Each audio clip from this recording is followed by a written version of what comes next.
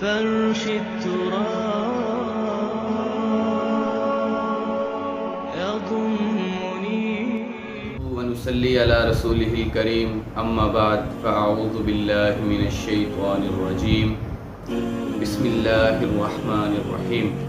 قال الله تعالى في القرآن المجيد والفرقان الحميد بسم الله الرحمن الرحيم ألم تر كيف فعل ربك بأصحاب الفيل ألم يجعل كيدهم في تضليل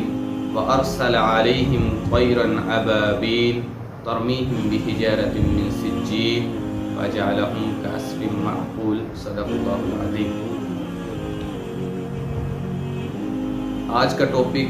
آج کا موضوع اصحاب فیل کا واقعہ جو اللہ تعالیٰ نے 30ویں پارے میں ایک پوری سورہ فیل کو نازل فرمایا اور اس میں جو واقعہ بیان کیا اس کے بارے میں انشاءاللہ میں آج مختصر گفتگو کروں گا۔ جس سال حضور انور صلی اللہ علیہ وسلم کی ولادت باسعادت ہوئی، اسی سال تقریباً 570 عیسوی میں ابرہہ جو شاہ یمن تھا اس نے خانہ کعبہ کو منہدم کرنے کی کوشش کی، منہدم کرنے کی غرض سے مکہ مکرمہ پر چڑھائی کی، جس کی تفصیل آج میں انشاءاللہ بیان کروں گا۔ اہل حبشہ یمن کو فتح کر کے وہاں کے حکمران بن گئے تھے۔ جب یہ ملک ابرہہ بن صباح کے قبضے میں آیا تو اس نے یمن کی دارالسلطنت صنعاء شہر میں ایک بہت بڑا گرجا بنایا۔ یہ گرجا اتنا بڑا تھا، اس کا نام کلیس رکھا اور اس کی تعمیر میں سنگ مرمر استعمال کیا گیا، اور جو لکڑی استعمال کی گئی اس میں سونے کی پچکاری جو تھی وہ استعمال کی گئی۔ یہ اپنے زمانے کی ایک بہت بڑی ایک عظیم جو عمارت تھی وہ تھی، اس کو بنایا گیا بہت شاندار اور بہترین طریقے کے ساتھ۔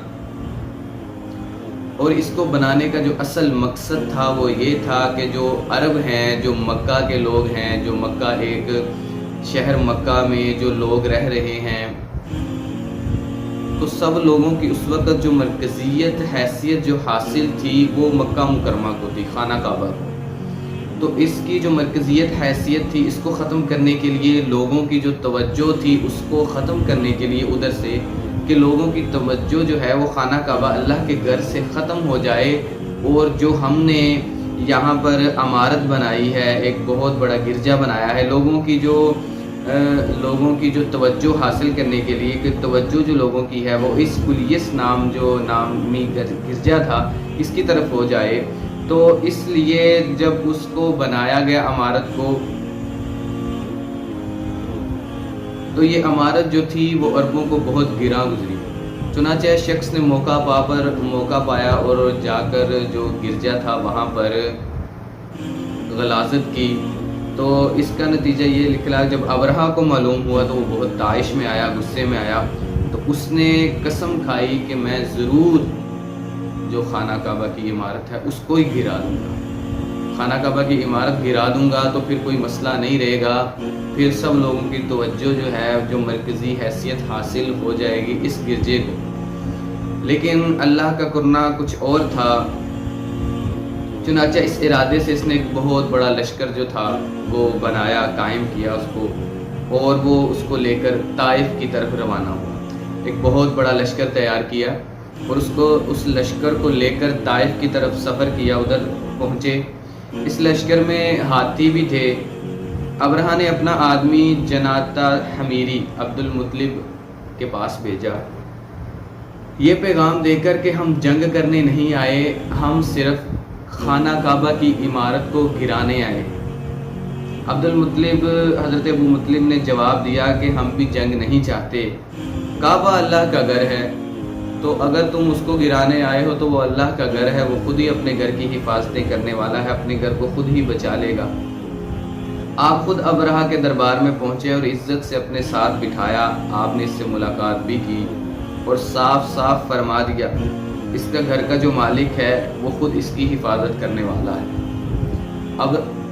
ان کو یہ بتوں کی پوجا تو کرتے تھے لیکن یہ یقین تھا کہ اللہ کا گھر ہے اور وہ اس کی حفاظت ضرور کرے گا، یعنی ایمان اس قدر اللہ کے گھر پر کہ اللہ کا جو گھر ہے وہ بچا لے گا اپنے گھر کو، اور وہ کہہ رہے ہیں کہ تم گرانا چاہتے ہو تو گرا لو،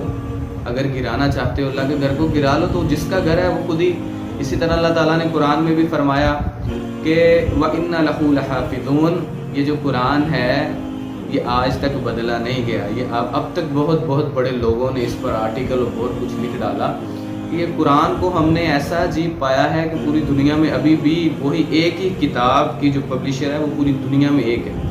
ہم کہیں لہجے جو قرات ہے اس میں تو تبدیلی دیکھیں گے، لیکن معنی میں کہیں بھی تبدیلی نہیں پائی گئی۔ تو اللہ تعالیٰ نے اس قدر اس کی حفاظت کی، اپنے گھر کی بھی وہ حفاظتیں کرنے والا ہے، اپنی آخری کتاب کی بھی وہ حفاظتیں کرنے والا ہے۔ تو حضرت ابو مطلب نے بھی یہی کہا کہ تم اللہ کا گھر گرانا چاہتے ہو، وہ خود اپنے گھر کی حفاظت کرنا جانتا ہے، وہ کر لے گا۔ پھر ہوا یہ کہ اہل مکہ کو ہدایت دی عبد المطلب نے آ کر کہ مکہ کو چھوڑ دیں، مکہ کو چھوڑ کر، کیونکہ یہاں پر تباہی ہونے والی ہے، کچھ جنگ کا ماحول بھی بن سکتا ہے، تو آپ لوگ باہر نکلیں اور پہاڑوں اور دروں میں نکل جائیں اور وہاں پر پناہ لے لیں۔ سب نے ایسا ہی کیا۔ جب لوگ نکل پڑے تو حضرت ابو مطلب نے کعبے کے دروازے کو پکڑا، اللہ اکبر، اور آخری یہ دعا مانگی، اے خدا یہ بندہ ناچیز اپنے قافلے کی حفاظت کر رہا اور تو اپنے گھر کی حفاظت فرما، ایسا نہ ہو کہ نصارہ کا صلیب خانہ کعبہ پر بلند ہو جائے۔ کیا الفاظ ہیں، اللہ اکبر، اور ان کی قوت تیری قوت پر غالب آ جائے۔ ایسا نہ ہو کہ ان کا جو گرجا ہے وہ بلند ہو جائے اور تیرا گھر پست ہو جائے، یا اللہ ایسا نہ ہو کہ تیری قوت جو ہے لوگوں کی، ابرہہ کی قوت تیری قوت پہ غالب آ جائے۔ ابرہہ جو تھا اس نے اپنے لشکر لیے غرور میں بدمست بڑھتا چلا رہا تھا، اچانک عذاب الہی کا شکار ہو گیا اور خانہ کعبہ پر حملہ کرنے سے کچھ دیر پہلے خانہ کعبہ پر حملہ کرنے کے لیے نکلا۔ تو جب پہنچا تو دیکھا اس نے سمندر کی طرف سے ابابیل پرندے بہت بڑے گول کے گول چنچوں اور پنجوں میں کنکریاں دیے نمودار ہوئے اور اس لشکر پر کنکریاں پھینکنی شروع کر دی، اور کنکریاں جو تھیں وہ اس قدر نکیلی اور گولی بن کر لگیں کہ دیکھتے ہی دیکھتے پورا لشکر جو تھا وہ بس بن کر رہ گیا۔ جو ہاتھی تھے نہ ہاتھی رہے نہ ہاتھی والے رہے، ان کے عزائم کو اللہ نے خاک میں بیان کر دیا۔ اور شروع میں جو میں نے قرآن پاک کی تلاوت پڑھی، سورت کی تلاوت کی، اس میں اللہ تعالیٰ نے فرمایا، کیا تم نے نہیں دیکھا تمہارے پروردگار نے ان ہاتھی والوں کا کیا حال کیا؟ کیا ہم نے ان کا جو داؤ تباہی میں نہ ڈالا، اور ان پر غول کے غول پرندے جو تھے جو ان لوگوں پر کنکریاں ریڑ مارتے تھے، سنگ ریزے مارتے تھے، تو اللہ نے ان کو ایسا کر دیا جیسا کہ جانوروں کا کھایا ہوا گوشت ہو۔ سورہ فیل، یہ 5 آیتوں پر مشتمل جو سورت تھی، اس کا یہ مختصر خلاصہ کہہ لیجیے۔ اور یہ جو میں نے تفصیل سے واقعہ بیان کیا، یہ تاریخ سے بیان کیا ہے، تاریخ میں اختلاف ہو سکتا ہے۔ تو اللہ تعالیٰ اصل میں مقصد جو بات کرنے کا وہ یہ ہے کہ اللہ تعالیٰ اپنے گھر کی، اپنی کتاب کی حفاظت کرنا جانتا ہے۔ اللہ تعالیٰ ہمیں سیرت نبوی پڑھنے کی اور تاریخ اسلامیہ پڑھنے کی اور اس پر عمل کرنے کی، زندگی بسر کرنے کی توفیق عطا فرمائے۔ وآخر دعوانا الحمدللہ رب العالمین۔